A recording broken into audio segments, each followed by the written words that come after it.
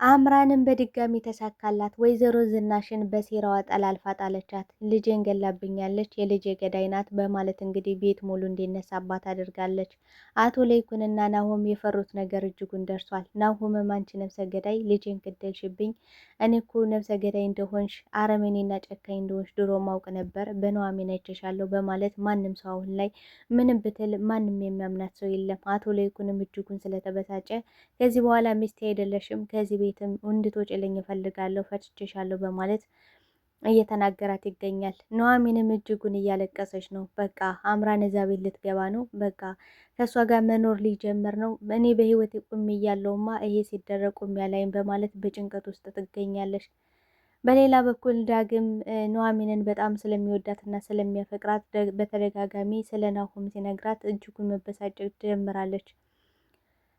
ዳግምም አሁን ላይ የሚያደርገው ነገር ግራ ገብቶታል። እናቱ እንደዚህ ስትጎዳና ስትበደል ቁሞ ማየቱ እጅጉን አሳስቦታል። አቶ ለይኩንም በበኩሉ ይሄን ነገር እንደፈራሁት ነው የደረሰው። ከዚህ በፊት እንግዲህ አምራን እዚህ ቤት እንድትመጣ መስማማቷ እጅጉን አስፈርቶ ነበር።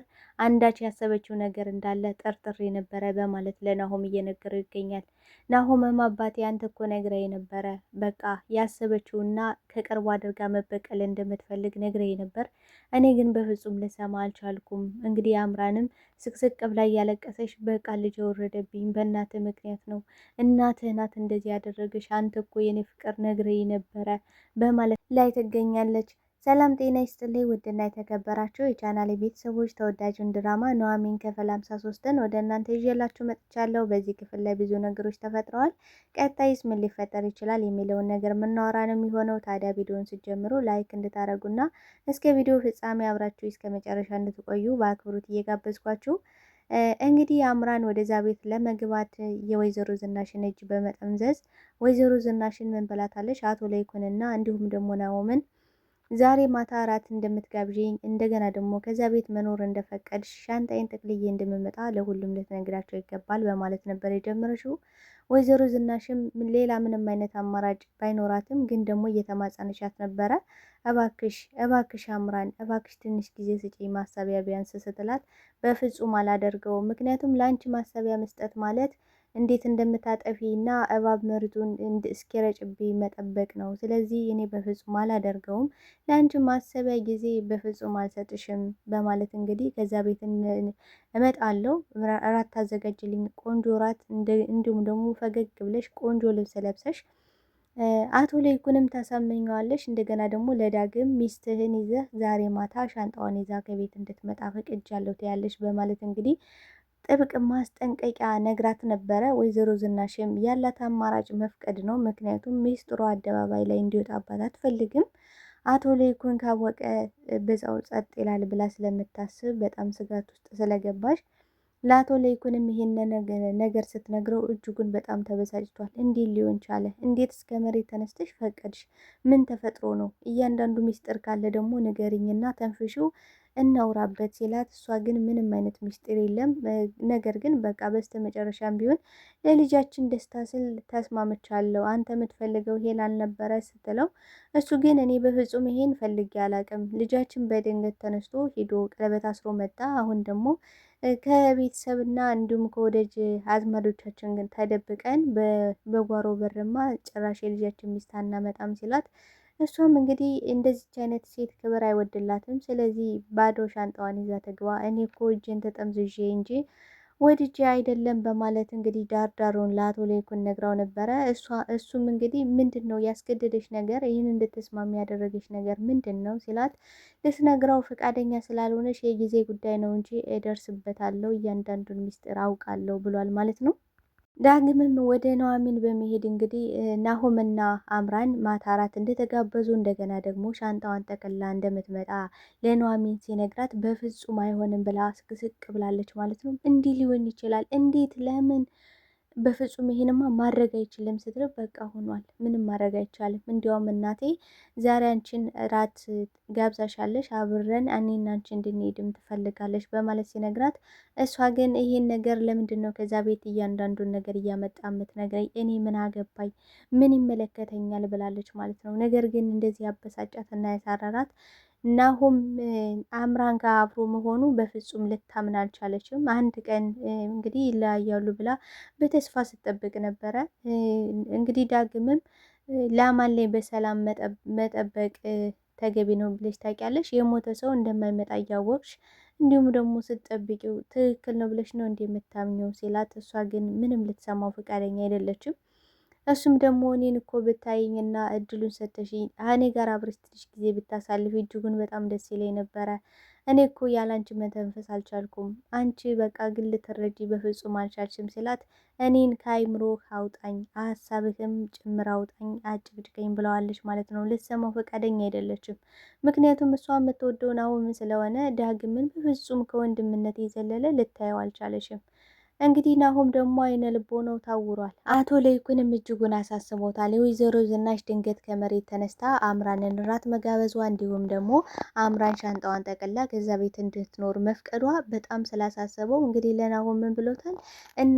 የእናት ሁኔታ በፍጹም እያማረኝ አይደለም። ድንገት ተነስታ የምጠላትን ሴት የልጅ ሚስት እንድትሆን ፈልጋለሁ። ድንገት ተነስታ ደግሞ የራት ግብዣ እንዲሁም ደግሞ ሻንጣዋን ይዛ እንድትመጣ ፈቀደች እና ይሄ ነገር ከጤንነት አይመስለኝም፣ የሆነ ያሰበችው ያቀደችው ነገር ያለ ይመስለኛል በማለት ሲነግረው፣ ናሆምም እንዲህ እማዬና አምራን ድንገት እንደዚህ መግባባታቸው ግራ ገብቶኛል። እንዲሁም ደግሞ እናቴ በዚህ ፍጥነት ከዛ ቤት እንድትገባ መፍቀዷ አንተንም አሳስበዋል ማለት ነው በማለት እንግዲህ እየተነጋገሩ ነበር።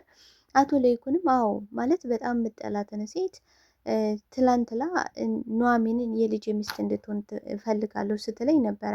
አሁን ላይ ደግሞ ድንገት ተነስታ በቃ አምራን ከዚህ ቤት መምጣት አለባት፣ አንተም መፍቀድ አለብህ እያለች ነው። ስለዚህ ከአጠገቧ አድርጋ መበቀል ፈልጋለች ይመስለኛል ሲለው፣ በቃ ናሆምም እጅጉን ደንግጧል። ሊሆን ይችላል ይሄን እኮ አታደርግም አይባልም፣ እማዬን ስራ አውቀዋለሁ በማለት እንግዲህ ናሆምን በጣም በነገሩ ግራ ስለተጋባ ለአምራን በመሄድ እንግዲህ በቃ አራት ግብዣው ተሰርዟል ሲላት፣ አምራን ድንግጥ ነው ያለችው። እንዴት ሰርዘዋለ?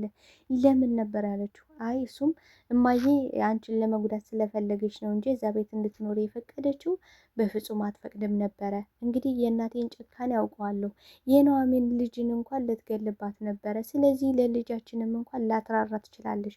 በጣም ጨካኝና አረመኔ እናት ናት ብሎ እንግዲህ ለአምራን እናቱን ያማላታል። አምራንም እጅጉን ደስ ብሏታል ማለት ነው። ምክንያቱም አሁን ላይ በቃ የልጅን ምክንያት አሁን ችግሬ ተፈታልኝ። ችግሯ የነበረውን አምራን ልጄ በቃ ስለ ልጄ ይታወቃል አይታወቅም የሚለው ነገር ነበር እያስጨነቃት የነበረ። አሁን ግን ትልቅ መረጃ ትልቅ መንገድ ከፍቶላታል። በቃ ልጅሽ አሁን መንገዱን ከፍቶልኛል፣ ስለዚህ ከዚህ በኋላ የልጄ ገዳይ ነሽ በማለት ነበረ ያሴረችው ሴራዋን የጀመረችው። ናሁምም እናቱን አሳልፎ እየሰጣት እንደሆነ ነው የሚያሳየው እዚህ ጋር። አሁን አምራን ቀጥታ በመሄድ እንግዲህ ወደዛ ቤት እናትን በቃ ታስጨንቃት። እሷ እኮ ውስጧ ነገር የለባትም፣ አፏ ነው እንጂ የሚለፈልፈው እና ደግሞ በቃ የሰው አፍ እገባለሁ ብላ ስለሰጋች ነው እንጂ ምንም ችግር የለውም፣ እኔ እወጣዋለሁ ይሄን፣ እናት እንደዚህ አይነት አረመኔ ሴት አይደለችም በማለት ነበረ እንግዲህ ናሆምን ስታግባባው ነበረ። ኑሐሚንም አሁን ላይ በጣም እያለቀሰች ነው። በጣም ከፍቷታል። እንዴት ሊሆን ይችላል? እንዴት ይሄ የማይታመን ነው? እኔ በህይወት እያለውማ በፍጹም ናሆም ከዛች የተረገመች ልጅ ጋር መሆን አይችልም በማለት በጸጸት ላይ ትገኛለች። አሁን ላይ ዳግም አጠገቧ ልታቀርበው ባለመቻሏ እጅጉን አዝኗል። በቃ ለምንድን ነው እንኳን ህመምሽን እንድጋራሽ የማትፈልጊው? ፍቅር እኮ በፍቅር ይታከማል እና ለምንድን ነው ማሰሚኝ ስላት፣ እሷ ግን ልትሰማው ምንም አይነት ፈቃደኛ አይደለሽም። ተወኝ፣ እኔ ብዙ ችግር አለብኝ፣ እኔ እየሸሽ ያለሁት ፍቅርን ነው ብላለች። ቆይ ፍቅርን የምሸሹ ለምንድን ነው? ለማን ብለሽ ነው የምሸሹ ሲላት፣ እሷ ግን በቃ ተወኝ ያልኩ አይደል እንዴ? ተወኝ ካልኩ ተወኝ ነው በቃ፣ ልትሰማኝ ይገባል ብላለች። ነገር ግን ዳግም ምን ብሏል? በቃ ልብሽ የት እንዳለ መቻጣውትና ለዛውም ከቅርቤ ካለ ሰው፣ እሷ የማይሆናትን ሰው የሌላ ሰው ልቧ ሌላ ሰው ጋር ሆኖ እኔ ደግሞ እሷን አፈቅራለሁ፣ በጣም ነው የሚያሳዝነው በማለት ላይ ይገኛል። ወይዘሮ ዝናሽም ቁጭ ብላ መጠጥ እየጠጣች ራሷን በመጠጥ ለመደበቅ እየሞከረች ነው። ነገር ግን በመጠጡ ምክንያት ብዙ ነገሮችን ስትቀባጠር አቶ ለይኩን ሰምቷታል። እጅጉን ደንግጧል። ማመንም አቅቶታል። ዳግምን በበኩሉ እባክሽ ለምንድን ነው እንደዚህ የምጠጪው? ለምንድን ነው እንደዚህ እየሆንሽ ያለሽው? ያችን ሴት እኮ አንቺ የተረገምሽ ሴሰኛ ብለሽ ከዚህ ቤት ታባርሪያታለሽ ብዬ እየጠበቅኩ ነው እና እሱን ማድረግ አያቅትሽም አይደል እማዬ?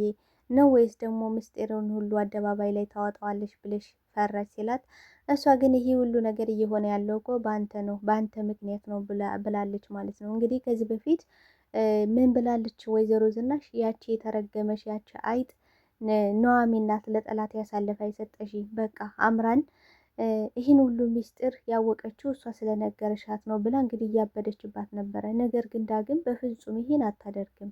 ይህንማ ኑሐሚን በፍጹም እንደዛ አታደርግም። ምክንያቱም ኑሐሚን ከአምራን ጋር በቃ ጥል ላይ ናቸው። ሁለታችንም በጣም እንጠላታለን፣ ተጣልተናታል። ስለዚህ በምን ሁኔታ ነው ምንስ ለማግኘት ነው ለአምራን የምትነግራት? ብትነግራት ደግሞ እስከ ዛሬ ድረስ ለምን አትነግራትም? እንዴት ድንግታውን ተነስታ ልትነግራት ትችላለች? ስትል በቃ ወይዘሮ ዝናሽ ግራ ተገብታለች። ታዲያ ከየት ነው የሰማሽው? ታዲያ ማን የነገራት የሚለው ነገር እጅጉን አሳስቧታል። እንግዲህ ዳግምን ምን ብሏታል ለኑሐሚን? በቃ አምራን እኮ የማየን ሚስጥር እያንዳንዱን ነገር አውቃ ከዛ ቤት እገባለሁ እያለች ነው። አሁን ሻንጣዋን ይዛ ልትመጣ ነው ሲላት እጅጉን ደንግጣለች ኑሐሚን። እንዲህ ማን የነገራት? ይህን ሚስጥር እኮ ከሶስታችን ውጪ ሌላ የሚያውቀው ማንም አያውቅም እና ማን የነገራት ስትል በቃ እኔም አልገባኝም። በቃ ግራ ተጋብተዋል ማን እንደነገራት። እንግዲህ ወይዘሮ ዝናሽ ምን ብላለች? በዚህ ኤሚ አለች፣ በዚህ ደግሞ አምራን፣ በዚህ ደግሞ ያቺ የተረገመች ነው አሚናለች። ቆይ አሁን በጭንቀት ልፈነዳ ነው፣ አሁን ምንድን ነው የምሆነው? በማለት ራሷን በመጠጥ ሸውዳ ነው አሁን ላይ በቃ መርሳት የምትፈልገው። ዳግም በቃ ብቻሽን ተወጪው እናቴ፣ እኔ ምንም ላደርግሽ አልችልም። ሁሉም ሰው የሚያስጨንቀው የራሱ ጭንቀት አለበት። እኔ አሁን ላይ የምጨነቀው አባቴ ምን ይሆናል? አባቴ መቼና እንዴት ሊይዙት ይችላሉ? በፖሊስ እጅ መቼ ሊገባ ይችላል የሚለው ነገር ነው አሁን ላይ ያስጨንቀኛለ። ስለዚህ አንቺ ደግሞ መላ ታጭምና የሆነ መላ ብለሽ መወጣት ትችያለሽ በማለት ነበር የመለሰላት። እሷም እንግዲህ አንተም ለእኔ ታስባለህ ብዬ አንተን ሰው ብዬ ማዋራቴ ብላለች። ምክንያቱም እዚህ ቤት እኔ እንደ ሰው አልቆጠርም፣ ልጅም አይደለሁም። ስለዚህ ባታዋሪ ይሻልሽ ነበረ ብሏል ማለት ነው። እንግዲህ አምራን ራሷ ነበረች ራት እንድትጋብዥኝ እፈልጋለሁ ለናሁም እና እንዲሁም ደግሞ ለአቶ ለይኩን አንቺ እንደተስማማሽ እንደፈቀድሽ ልትነግራቸው ይገባል ስትላት፣ እንግዲህ ወይዘሮ ዝናሽ ምን ብላለች? አቶ ለይኩን እኮ አንቺን እንደማይፈልግሽ የልጁ ሚስትም አድርጎ እንደማይቀበልሽ ታውቂያለሽ ስትላት፣ አይ አንቺ ነው እንጂ የምትጠይ እሱ አይጠላኝም። ስለዚህ እሱን ደግሞ እንደምንም ብለሽ አሳምኘው ከዛ ቤትም እንድገባ እንደምንም ብለሽ ሁለታቸውን ታሳምኛለሽ ብላት ነበረ። ይሄም እንግዲህ ለእሷ ትልቅ ውርደት ነው ለወይዘሮ ዝናሽ። ነገር ግን ደግሞ ያላት አማራጭ መስማማት ነው። ምክንያቱም ሚስጥሯን ሁሉ አደባባይ ላይ ልታወጣባት ስለሆነ እጅጉን በጣም ፈርታ ስለነበር እንግዲህ እንደምንም ብላ አሳመናቸው ነበረ። በስተመጨረሻ ግን አቶ ለይኩን ስጋቱን ለናሁም ሲነግረው ናሁምም በፍጹም ወደዛ ቤትማ አትገቢ፣ ምክንያቱም በዛ ላይ ደግሞ እንደዚህ ተደባብቀሽ ምናምን ሳይሆን ሙሽራ ሆነሽ በወግ በማይረግ ነው እንጂ ድንገት ዝም ብለሽ እንድትመጭ በፍጹም አልፈልግም። በዛ ላይ ደግሞ አልተዘጋጀንም፣ ልንዘጋጅ ይገባል፣ ለልጃችንም የሆነ ክላስ ሊኖረው ይገባል በማለት እንግዲህ ሲነግራት፣ እሷ ግን የኔ ባል አንተ እኮ ለእኔም ለልጄም እንዳሰብክ ይገባኛል፣ ግን ደግሞ ምንም ችግር የለውም፣ ሁሉም ነገር እኮ ይስተካከላል ቀስ ብሎ። አሁን ደግሞ እናት መጀመሪያ እናት እንድትፈቅድ ነው አይደለም የምንፈልገው የነበር። አሁን ደግሞ እናት ራሷ ናት እኮ ነይ በቃ ልጄ፣ የልጄ ሚስት አንቺ ንጹህ ሰው እንደሆንሽ አውቃለሁ፣ በቃ ተረድቼሻለሁ ብላ ይቅርታ ጠይቀችኝ። እንደገና ደግሞ አሁን የራት ግብዣውን ስታደርግልኝ እንዴት የራት ግብዣውን የናኳ ታስመስልብኛለ? በማለት ነበር ያለቃቀሰችው። እንግዲህ አምራን ያሰበችው ነገር ምንድን ነው ካለን ከራት ግብዣው በኋላ መድኃኒት ሰጥታኛለች ልጅ ወርዶብኛል ብላ ማለት ነው የፈለገችው። እንግዲህ ወይዘሮ ዝናሽ ጉዷን አላወቀችም፣ የተጠነሰሰላትን ጥንስስ አላወቀችም። ምን ብላለች እንግዲህ ወይዘሮ ዝናሽ? አምራን ጠብቂኝ፣ ዛሬ ማታ ሲቃይሽ ይቀጥላል፣ ስቃይሽ ይጀምራል ነበር ያለች። ይህን ስትል ማን ሰምቷል ካልን አቶ ለይኩን ሰምቷል። እዛ ነው በቃ አሁን ላይ ዝኑ ይህን ነገር መስማማት የፈለገችው ከአጠገቧ አድርጋ መበቀል ማሰቃየት ስለፈለገች ነው እንጂ የምርም እሷን ተቀብላት አይደለም። እንግዲህ አቶ ለይኩን ምን ብሏል? በቃ አምራን እዚህ ቤት አምራንን ለመበቀል አጠገቧ አድርጋ ለመጉዳት ፈልጋ ነው እንጂ ሌላ ነገር አይደለም በማለት እንግዲህ ለናሁም እየነገረው ነበረ። ቤተሰቦች እስኪ በዚህ ክፍል ምን ተሰማችሁ? የተሰማችሁን ሀሳብ አስተያየታችሁን በኮሜንት ሴክሽን ላይ አስቀምጡልኝ። አብራችሁን ስለነበረን ቆይታ እጅግ አድርጌ ነው ማመሰግን። ተወዳጆች ከእኔ የተሰማችሁን ነገር እስኪ ላይክ እና ኮሜንት እያደረጋችሁ ሀሳብ አስተያየታችሁን እንድትገልጹ በአክብሮት ጠይቃችኋለሁ። ባይ ባይ ቤተሰብ።